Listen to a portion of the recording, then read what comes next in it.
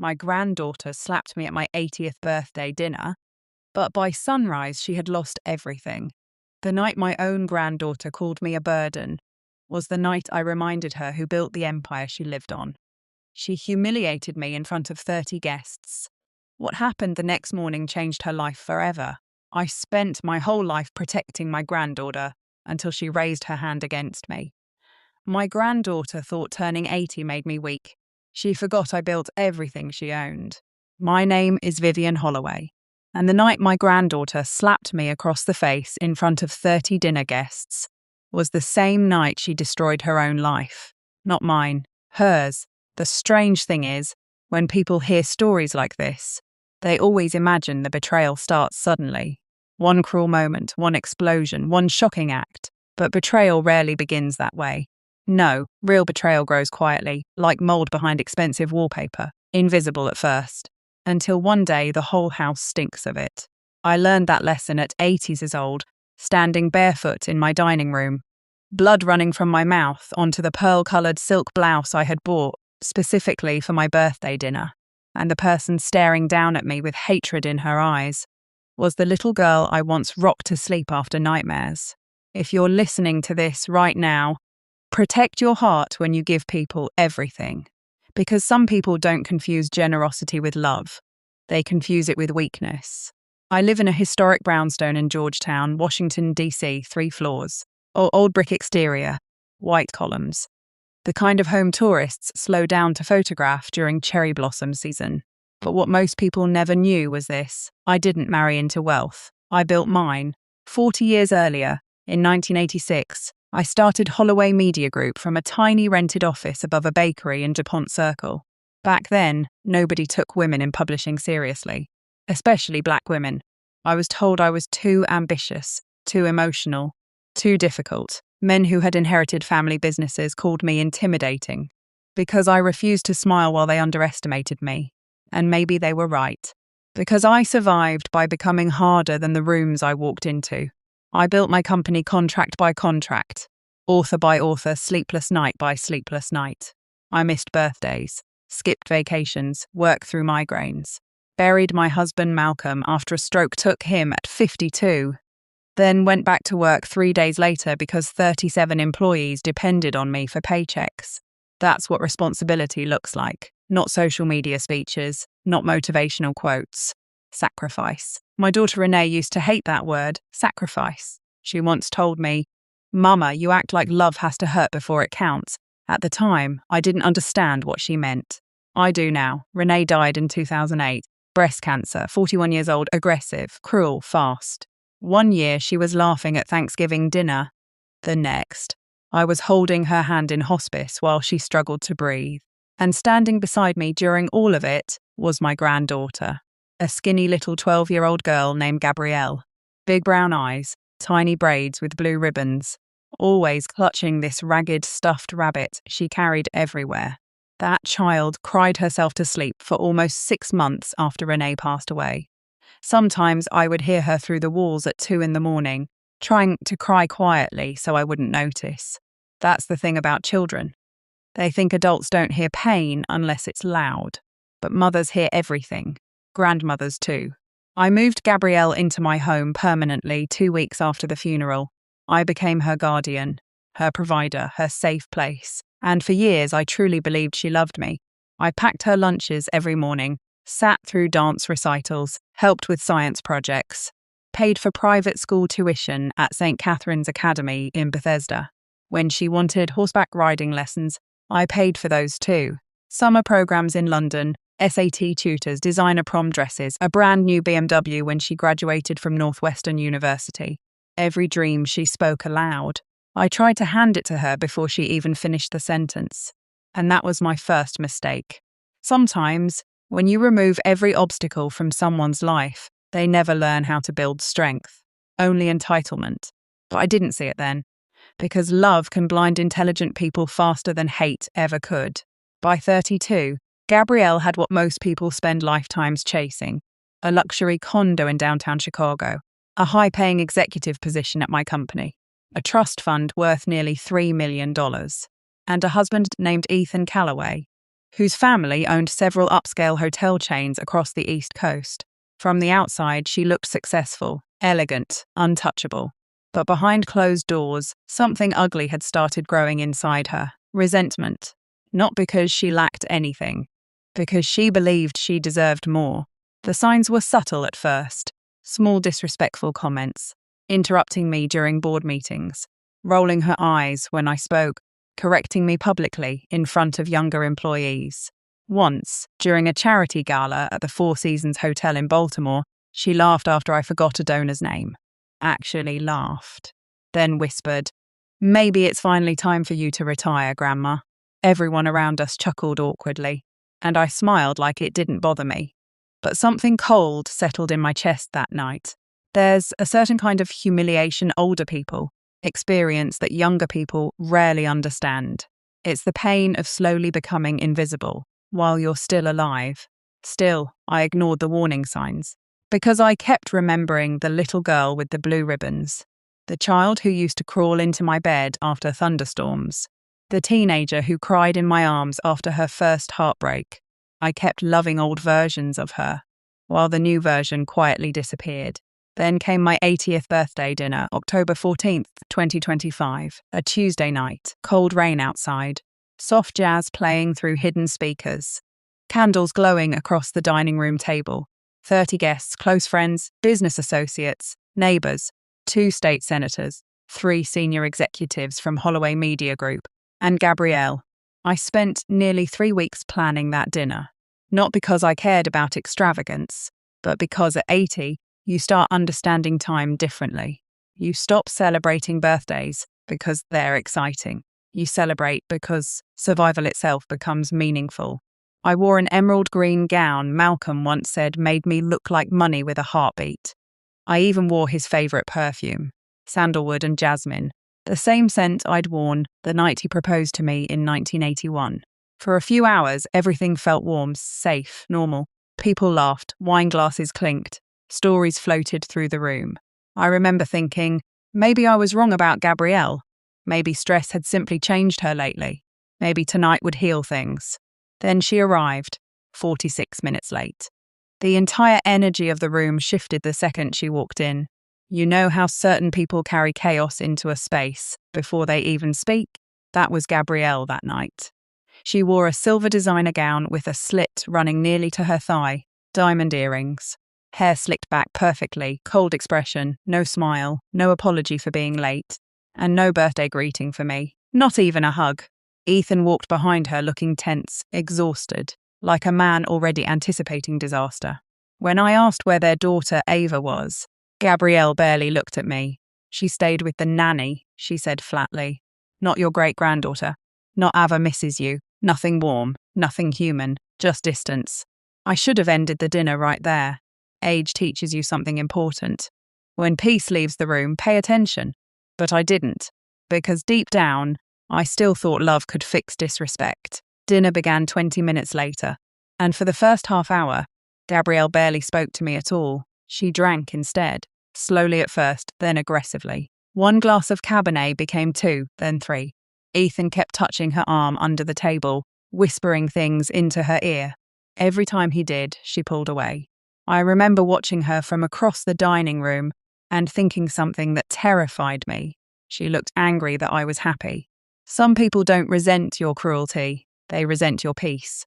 By the time the main course arrived, the tension in the room had become impossible to ignore. People stopped laughing as much. Conversation shortened. Forks scraped plates louder than voices. Even the pianist downstairs seemed to sense it somehow. Then Gabrielle stood up, and the room went silent immediately. At first, I thought she was finally about to toast me. Maybe apologize for being late. Maybe say something kind. I wanted that so badly, more than I should admit. Because no matter how successful you become, no matter how respected, nothing hurts like feeling unloved by your own family. Gabrielle lifted her wine glass slowly, smiled, then said, "I think this is the perfect night to finally discuss the future of Holloway Media Group." The temperature in my body dropped instantly. Across the table, my attorney Daniel Mercer slowly lowered his fork. My oldest friend Lorraine stiffened beside me. Ethan closed his eyes briefly, like he'd been dreading this exact moment all evening. I kept my voice calm. "Gabrielle, tonight is not a business meeting." "Oh, I think it should be," she replied. Her smile widened, cold, polished, dangerous. People need to start accepting reality eventually. I could feel 30 pairs of eyes moving between us. Watching, waiting, she continued speaking, louder now, confident. "Grandma has done amazing work building this company. But let's be honest, Holloway Media Group is outdated. Nobody moved. Nobody breathed. She still runs the company like it's 1997. Digital competitors are crushing us. Younger talent refuses to stay. Investors want modernization." Then she laughed softly. "And frankly, 80 is too old to still be controlling a media empire." The humiliation hit me in waves. Not because of the words, because of where she chose to say them. At my birthday dinner, inside my home, at the table I built with my own hands, I folded my napkin carefully into my lap. "Gabrielle," I said quietly, "sit down," but she didn't. Instead, she walked slowly toward me, one step at a time, wineglass still in hand. Like an actress walking toward the climax of a play she'd rehearsed in her head for months. "You know what the problem is with you," she said. "You've spent your whole life controlling everyone around you." A nervous cough came from somewhere near the far end of the table. Nobody interrupted her. "You pretend everything you've done was out of love. But really," she scoffed, "you just like owning people." The words landed hard, because buried inside cruel accusations, there are sometimes tiny fragments of truth. I did help people financially, a lot, and maybe sometimes money became my way of feeling needed, useful, important. But before I could even process the thought, Gabrielle leaned closer. "So let's stop pretending you're some saint." I stood up slowly, pain shot through my knee. Age reminds you of itself during stressful moments. "That's enough," I said firmly. "You are drunk. Sit down before you embarrass yourself further." The entire room froze, because something shifted in her face when I said that. Like a wire snapping. She laughed suddenly, sharp, ugly, then looked around the table. "Embarrass myself," she repeated loudly. "You want to talk about embarrassment?" She pointed directly at me. "My entire adult life has been spent waiting for you to die." A woman near the fireplace gasped. Ethan whispered harshly, "Gabrielle, stop," but she kept going. "Do you know how humiliating it is having everyone think my success belongs to you?" She took another step toward me. "Do you know what Ethan's family says about me behind my back?" Tears were forming in her eyes now. But they weren't sad tears, they were angry ones. "They call me the charity case granddaughter." Silence. "They say I'll never own anything until the old woman finally lets go." I swallowed hard, because suddenly, I wasn't looking at a confident executive anymore. I was looking at years of insecurity, rot, bitterness, and comparison finally exploding all at once. Paid changes people, but envy destroys them. "Gabrielle," I said softly now, "I have loved you your entire life." "No," she snapped instantly. "You controlled my entire life." Then came the sentence I'll never forget for as long as I live. "You should have died instead of Mom." The room shattered inside my head. Everything became distant, muffled, like my body no longer understood sound properly. There are certain words human beings can never take back, even after apologies, even after therapy, even after years. Some sentences leave permanent fingerprints on the soul. I took one step backward instinctively. My hip hit the mahogany sideboard behind me, and before anyone could react, Gabrielle slapped me, hard. The crack echoed through the dining room like broken glass. My head whipped sideways. My glasses flew off, then my body lost balance completely. I fell. My ribs smashed against the corner of the sideboard before I hit the hardwood floor. Pain exploded through my chest. A sharp, burning pain that stole the air from my lungs instantly. I tasted blood, warm metallic. For 3 full seconds, nobody moved. That's the part people never talk about after violence, not the hit itself. The silence afterward. The disbelief. The moment human beings stop functioning because their brains cannot accept what just happened. I lay there staring upward at the chandelier Malcolm imported from Italy 30 years earlier. And standing above me was my granddaughter, breathing heavily, face twisted with rage. In that exact moment, something inside me died. Not my love for her, something worse. Hope, because love can survive betrayal sometimes. But hope, Hope dies the moment you realize someone enjoys hurting you. Finally, Daniel Mercer rushed forward first, then Lorraine, then Ethan. Hands reached for me from every direction, voices overlapping. Oh my God, call an ambulance, Vivian, Jesus Christ. But I barely heard any of it, because I couldn't stop staring at Gabrielle, and she still hadn't apologized, not even after seeing blood on my mouth. Ethan grabbed her arm. What the hell is wrong with you? She yanked away violently. She pushed me. Nobody believed that, not even her. Daniel helped lift me carefully into a dining chair. Pain stabbed through my ribs so badly, I nearly blacked out. Lorraine pressed a napkin against my lip while trembling. I noticed she was crying harder than I was. And then I made the decision that changed everything. I stopped seeing Gabrielle as my granddaughter and started seeing her as a threat. Life lesson. Never keep someone close simply because you share blood. Poison is still poison, even inside a family tree. I slowly stood despite the pain, straightened my dress, then looked directly at Gabrielle, and when I spoke, my voice didn't shake, not once. You will leave my home tonight. The room went silent again. You will never enter it again. Gabrielle blinked, like she genuinely believed there would still be negotiation after this. I continued, You will not inherit my company. Her face changed instantly. You will not inherit my estate. Panic flickered now, real panic. You thought tonight was your victory, I said quietly. But what you actually did was end your own future. Ethan looked at me then, and I saw something heartbreaking in his eyes. Relief. Like some part of him had been waiting for someone to finally stop Gabrielle before she destroyed herself completely. Gabrielle laughed again, but weaker this time. You're bluffing. No, I replied. I built everything you stand on. Never confuse kindness for dependence. Then I looked toward Daniel Mercer. Daniel, he nodded immediately, no hesitation, no questions. After 32 years as my attorney, he already understood exactly what needed to happen. And Gabrielle finally realized. This wasn't family drama anymore, this was war. The guests left in silence, not the normal awkward silence people leave with after an argument. This was different, heavy, disturbing. Like everyone walking out of my Georgetown brownstone understood they had just witnessed a family collapse in real time. Some avoided eye contact with me entirely, others hugged me too tightly. Lorraine kissed my forehead before leaving and whispered, Don't protect her from consequences this time. That sentence stayed with me long after the front door closed, because she was right. For years, I had protected Gabrielle from consequences. Every reckless decision, every rude outburst, every selfish impulse. I covered mistakes with money, softened accountability with love, excused disrespect because of grief, and little by little, I helped create the very person who eventually raised her hand against me. Sometimes love without boundaries becomes destruction wearing a kind face.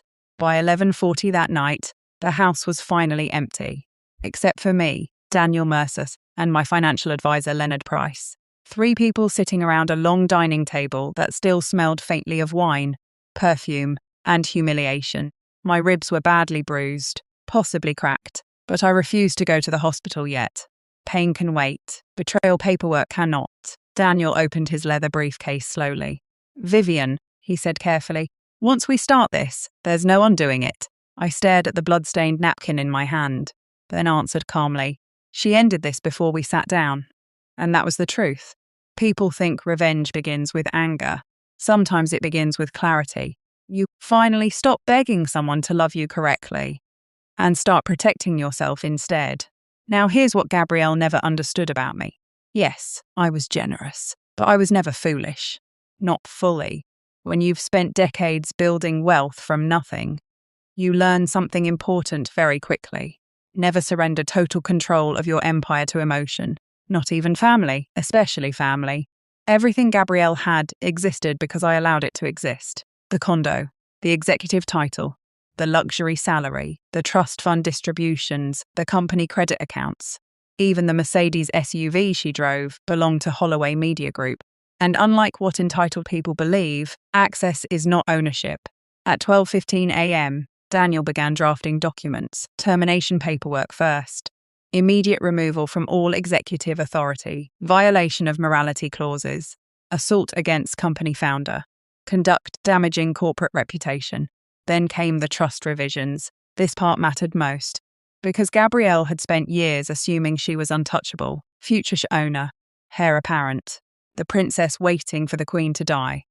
But my estate had been structured differently, quietly, carefully, long before she ever imagined challenging me.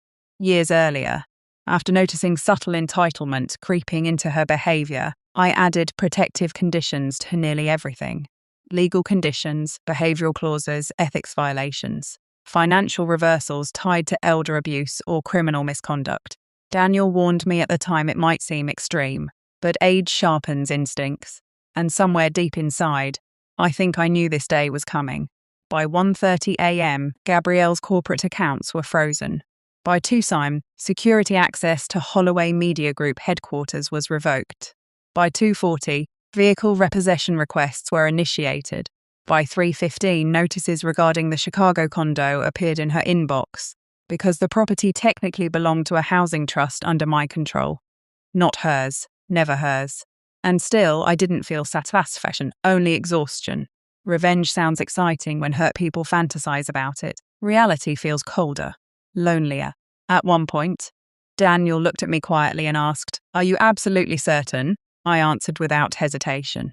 Yes. Then after a long pause, I added softly, "She looked happy hurting me." That changed everything. Around 4 a.m, I finally went upstairs. The house felt hauntingly quiet, like grief itself lived in the walls. I changed clothes slowly because every movement hurt my ribs. Then I stood in front of my bathroom mirror and looked at my face. Swollen lip, bruise forming along my cheekbone, age spots on trembling hands, eyes filled with disappointment deeper than anger. And suddenly, I remembered a memory so vividly it nearly broke me. Gabrielle at 13 years old, crying after being bullied at school, asking me, "Grandma, why are people cruel?" Back then I told her something I believed completely. Hurt people often hurt others. But standing there in my bathroom at 80 years old, I realised I should have taught her another lesson too. Being wounded does not give you permission to wound others. I slept for less than an hour. At exactly 7:12 the next morning, Daniel's courier delivered the documents directly to Gabrielle's condo in Chicago. And at 8:03 a.m. my phone started ringing. I let it ring, again and again and again. 31 missed calls within 40 minutes. Voicemails flooding in one after another. First angry, then confused, then terrified. "Grandma, what is this? You can't do this to me. Call me back." Then finally, crying. Real crying. And still, no apology. That told me everything I needed to know. Because remorse sounds different from panic. At 9:17 a.m, Ethan called. I answered his call immediately. Not because I trusted him completely, but because pain recognizes pain. And that man sounded shattered. "Vivian," he whispered. She completely lost it. I closed my eyes. "What happened?" Ethan exhaled shakily. She opened the documents, then started screaming. Apparently Gabrielle threw her phone across the kitchen, smashed 2 wine glasses against the wall, accused Ethan of betrayal, threatened lawsuits, threatened the board, threatened the press. Then came the moment that finally broke her. She checked her banking apps, accounts frozen, corporate cards disabled, luxury retailers declining purchases instantly. Even the condo access system had begun transition protocols. For the first time in her adult life, Gabrielle encountered a terrifying reality. She could not bully money into appearing. People who grow up protected by wealth often mistake resources for personal power, until the resources disappear. Ethan's voice lowered. "She keeps saying you wouldn't really leave her with nothing." I looked out my parlour window at the grey October rain falling across Georgetown, then answered quietly, "She left herself with nothing." There was silence on the line. Then Ethan whispered something unexpected. "You know, part of me thinks she wanted this." That caught my attention. "What do you mean?" He sighed heavily. "I think she's been trying to destroy her life for years." That sentence stayed with me long after the call ended. Because self-destruction rarely looks dramatic at first. Sometimes it wears designer clothes. Sometimes it smiles in public.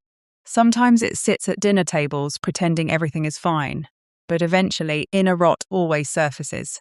By noon, rumours had spread across half the Chicago publishing industry. By evening, Multiple board members formally backed my decisions. By the next morning, entertainment blogs somehow got hold of the story. Not every detail, but enough. Aging media founder removes granddaughter from executive position after violent family incident.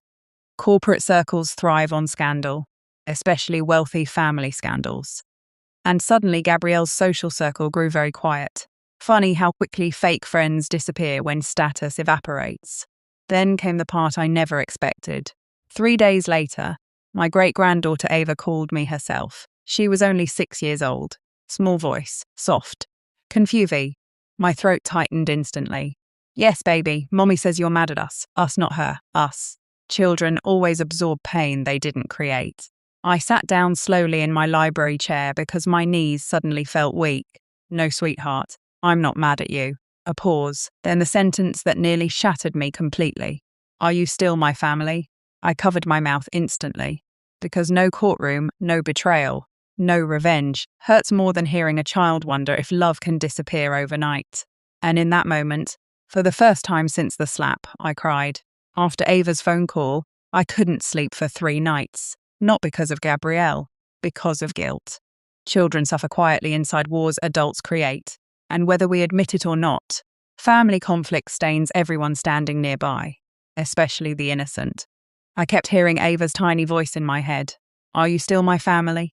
At 80 years old, I've learned something painful about life.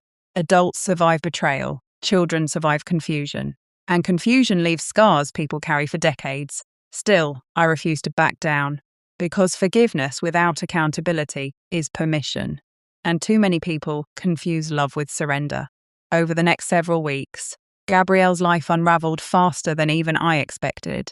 Not because I publicly destroyed her, but because the foundation beneath her life had never actually belonged to her. The executive position, gone. The condo, gone. The luxury memberships, gone. The invitations to elite charity galas and publishing events, gone. Even certain friends disappeared almost overnight. Wealth attracts crowds.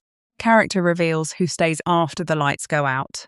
3 weeks after the birthday dinner, Ethan filed for legal separation. That part shocked everyone except me. Because if you watched them closely over the years, you could already see the marriage bleeding internally. People think marriages collapse during huge dramatic moments. Most don't. They die slowly, through resentment, embarrassment, emotional exhaustion. And Ethan looked exhausted long before that dinner ever happened. He came to see me one rainy Thursday afternoon in November, alone, no lawyers, no hostility, just grief sitting inside an expensive wool coat. I invited him into the library. He looked terrible, dark circles under his eyes, wrinkled shirt, hands shaking slightly while holding coffee. Not from alcohol, stress. For several minutes, neither of us spoke. Finally, he whispered, "She scares me sometimes." That sentence sat heavily between us. Because men rarely admit fear openly, especially successful men. I studied him carefully. Has she ever hurt you physically? A pause, then a slow nod. Not often, he said quickly. But things get thrown. She screams for hours sometimes. Last month she smashed a lamp because I suggested therapy. He laughed bitterly. I kept telling myself she was just under pressure. Pain has a way of turning intelligent people into excuse-making machines. Then Ethan said something else I never forgot. She hates being powerless more than she hates being unhappy. That was Gabrielle. Exactly. Some people don't chase peace. They chase control. And when they can't control others, they become destructive. I asked about Ava quietly. His face softened immediately. She asks about you every day. That hurt more than the slap ever did.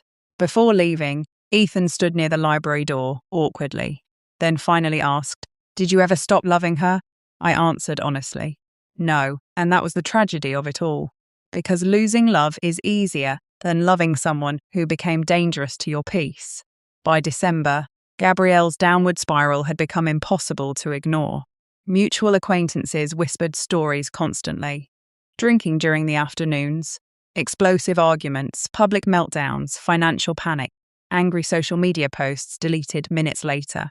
One night, according to Ethan, she sat on their kitchen floor surrounded by unopened bills and screamed, "She ruined my life. But here's the truth nobody wants to hear. Consequences don't ruin lives, behavior does." The final divorce filing happened 2 days before Christmas. Cold, efficient, brutal. Joint custody arrangements for Ava, financial separation, asset disputes, therapy recommendations ordered by the court. And suddenly the woman who once walked through luxury hotels like royalty was sitting alone inside a half-empty apartment drinking boxed wine beside cardboard moving boxes. Life changes quickly when pride drives the steering wheel. Months passed. Winter turned into spring, spring into summer. And for nearly a year, I heard nothing directly from Gabrielle, not one apology, not one sincere attempt at accountability, only occasional second-hand updates through Ethan. Then something surprising happened. The updates slowly changed. She started therapy. She quit drinking. She got a regular job at a small marketing agency. She takes Ava to school herself now. She sold almost all her designer bags. She volunteers at a women's recovery centre twice a week. At first, I didn't react emotionally. I simply listened. Because transformation sounds beautiful in conversation, but real change takes time, consistency, humility. Anyone can cry after consequences. Growth begins when excuses end. Then one February morning, nearly 16 months after my birthday dinner, a letter arrived, handwritten. No return address except a tiny apartment building in Milwaukee. I stared at that envelope for almost 20 minutes before opening it. Part of me wanted to burn it unopened. Another part still remembered the little girl with blue ribbons. The letter was 12 pages long, every line handwritten. No manipulation, no dramatic self-pity. No requests for money, no legal threats, just truth, raw truth. Gabrielle wrote that therapy forced her to confront something horrifying. She had spent years resenting the very person who loved her most. Not because I abused her, because I represented everything she feared becoming dependent on. She admitted she'd grown addicted to status, to appearances, to validation, to winning. She wrote that somewhere along the way, she stopped seeing me as family and started seeing me as an obstacle standing between her and complete control over her own life. Then came the sentence that made me stop reading for several minutes. I hated you for surviving longer than my expectations. Honesty can be uglier than cruelty. She described the birthday dinner in painful detail, the drinking, the bitterness, the humiliation she felt around Ethan's wealthy relatives, the jealousy she carried watching people still admire me. And then she wrote something that shattered me. When I slapped you, I saw fear in your eyes for the first time in my life. And instead of stopping, part of me enjoyed it. That's the moment I realized something inside me was broken. I had to put the letter down after that. My hands were shaking too badly. Not because the words hurt, because they were real. People rarely become monsters overnight. They become monsters gradually, each time they justify cruelty instead of confronting pain. The final pages of the letter changed tone completely, softer, almost fragile. Gabrielle wrote about Ava asking difficult questions, about sobriety, about shame, about sitting alone in a tiny apartment realizing she'd spent most of her adult life trying to impress people who disappeared the second her money vanished. Then came the line that finally made me cry. You gave me everything except the one thing I actually needed, the ability to survive without being rescued. I read that sentence 5 times, because she was right. In trying to protect her from hardship, I accidentally protected her from growth too. The letter ended with no demands, no requests for forgiveness. Only this: I don't expect reconciliation. I don't expect inheritance. I don't expect love after what I did. But I hope one day Ava can know the version of you that raised me before I became someone neither of us recognizes. I sat in silence for nearly an hour after finishing it, just staring out the window while snow fell across Georgetown sidewalks, thinking about motherhood, about grief, about generational wounds, about all the ways love can accidentally become unhealthy when fear controls it. Then I noticed something strange. For the first time since the slap, I wasn't angry anymore, just sad. And sadness is dangerous sometimes, because sadness opens doors anger keeps locked. 3 weeks after Gabrielle's letter arrived, I finally made a decision, not about forgiveness, about Ava. Because children should never become permanent casualties of adult pride. So I called Ethan, and for the first time in over a year, I asked if Ava would like to visit me. The silence on the phone lasted so long I thought the call had disconnected. Then I heard him crying quietly, not loudly, not dramatically. Just the exhausted cry of a man who had spent too long holding broken pieces together with bare hands. "She'd love that," he whispered. The visit happened on a Saturday afternoon in March. Cold air, soft sunlight, cherry blossoms just beginning to bloom across parts of Georgetown. I remember standing near the front window, waiting for their car, like a nervous young mother before a first date, which felt ridiculous at 81 years old. But pain makes people vulnerable in strange ways. Then I saw Ava, little pink coat, tiny sneakers, curly hair bouncing while she ran toward my front door, holding something behind her back. The second I opened the door, she launched herself into my arms. And just like that, something frozen inside me cracked open. Not fully, but enough. "Grandma Vivi," she squealed. I held her carefully against my chest, breathing in the scent of strawberries and baby shampoo.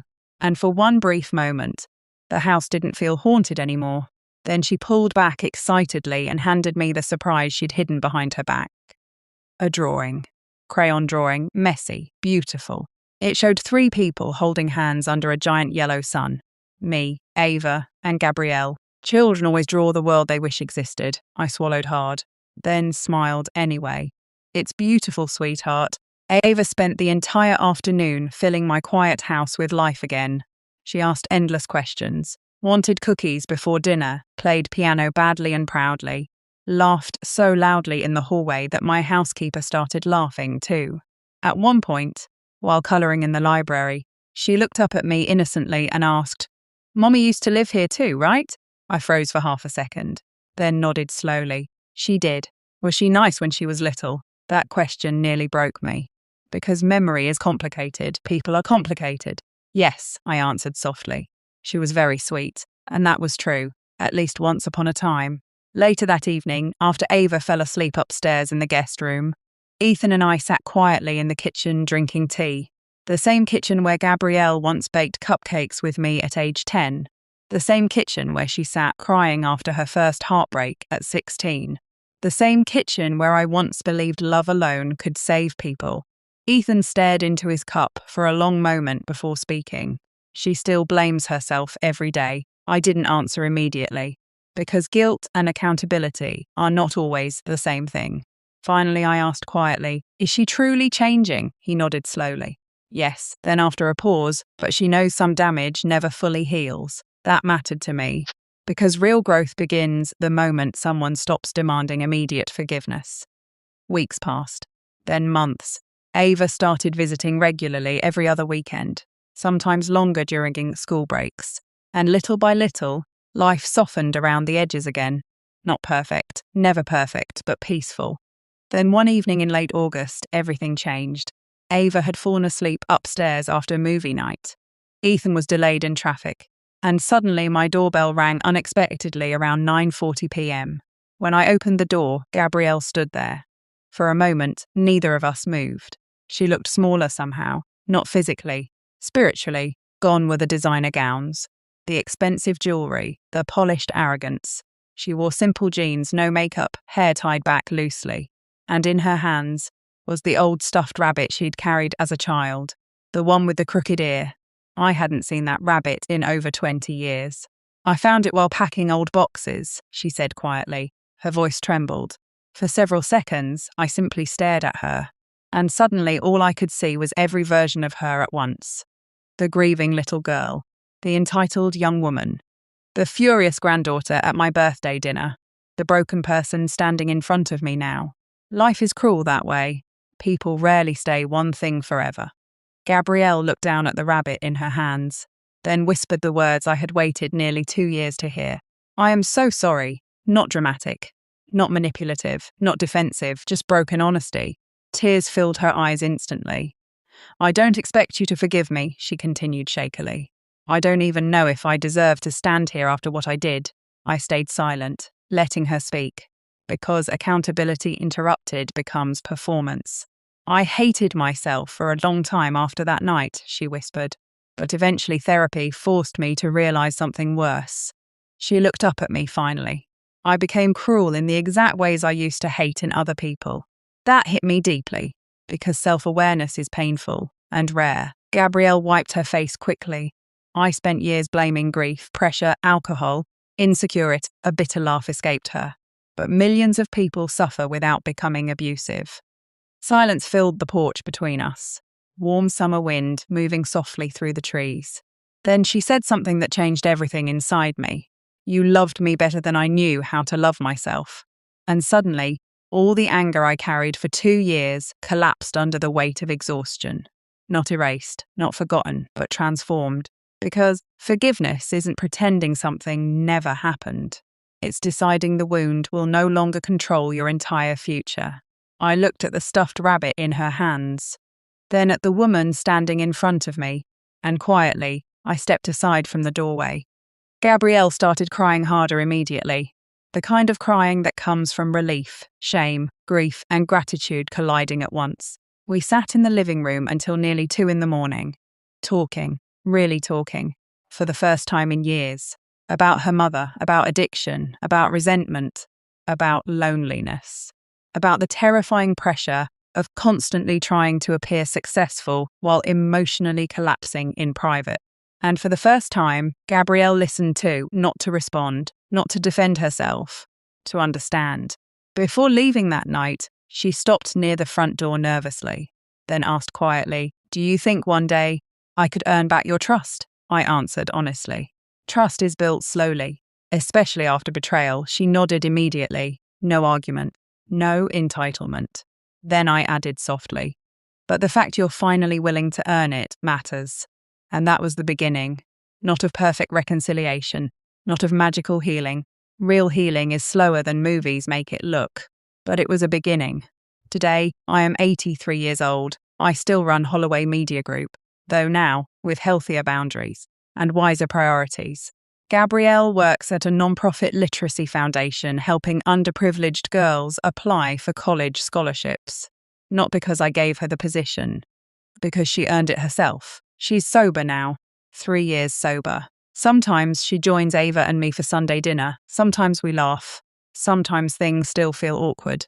Some wounds leave scars forever, but scars are proof something survived. And if there's one thing this entire experience taught me, it's this: love people deeply, but never love them so blindly that you help them destroy themselves. Boundaries are not cruelty. Consequences are not hatred. And protecting your peace does not make you selfish. Most importantly, never allow anyone, family included, to convince you that growing older makes your life less valuable. Wisdom has value, experience has value, and the people who built the table deserve respect at it. If this story touched you in any way, I want you to do 2 things. First, look closely at the people around you. Not the people who celebrate your success publicly. The people who still respect you privately when they gain nothing from you. Those are your real people. And second, if you still have someone you love deeply, someone pride has separated you from, don't wait forever to have the hard conversation, because time is one debt none of us can repay.